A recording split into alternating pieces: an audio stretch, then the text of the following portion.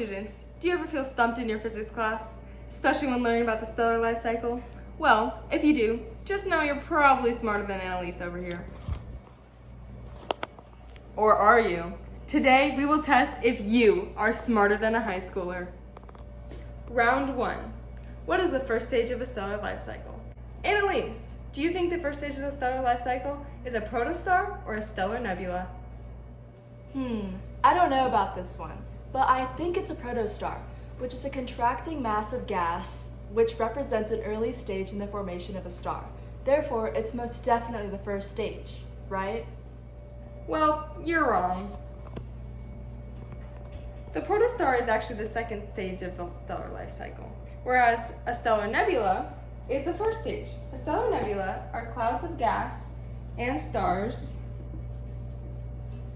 scattered throughout the galaxy, composed of the universe's first two elements, hydrogen and helium. They become denser and hotter due to gravity.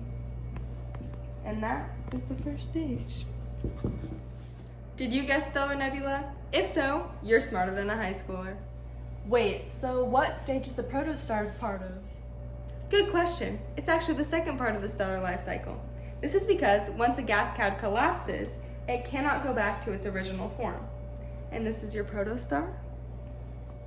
Ah, is this because the material gets tighter, making the gas even hotter?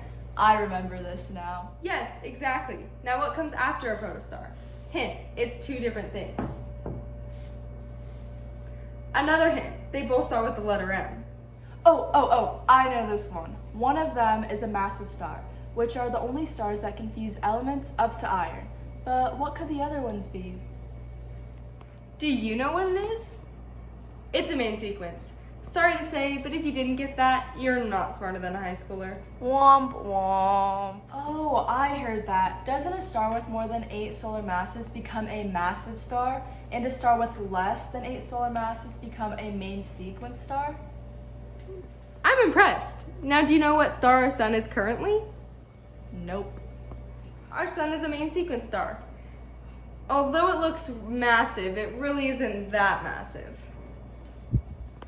Oh, I swear that our sun was called a red giant. Actually, that is what our sun will become in 1 to 15 billion years, after the star runs out of fuel and expands. A massive star can also become a red giant.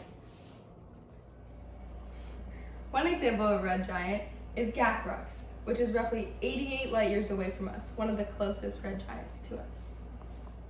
Do you know one thing that the massive star, but not the main sequence, can become? I know. It's a supernova.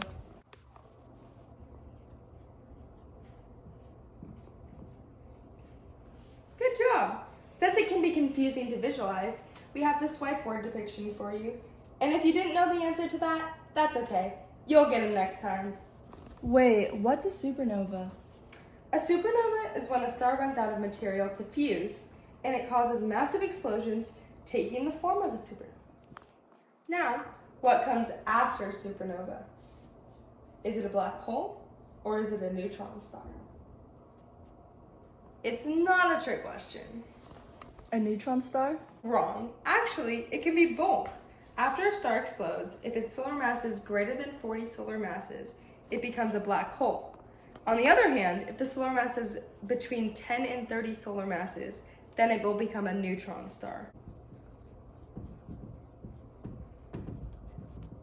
Oh, haha, that was a funny joke. Don't worry, we can't always be smarter than a high schooler, but that's okay. Now, Annalise, what is the other final stage of the stellar life cycle that I have not mentioned yet?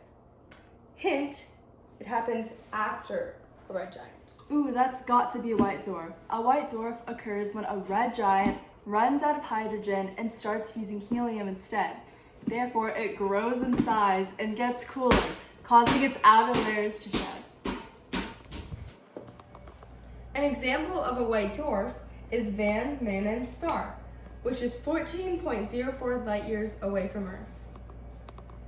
Perfect! A white dwarf is the end of a star's life. But there's a twist. Well, what's the twist?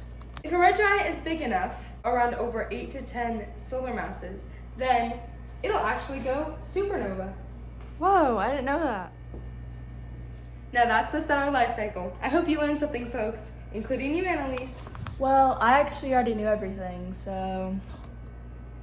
And if you knew all the answers to my questions, congratulations. You are smarter than a high schooler.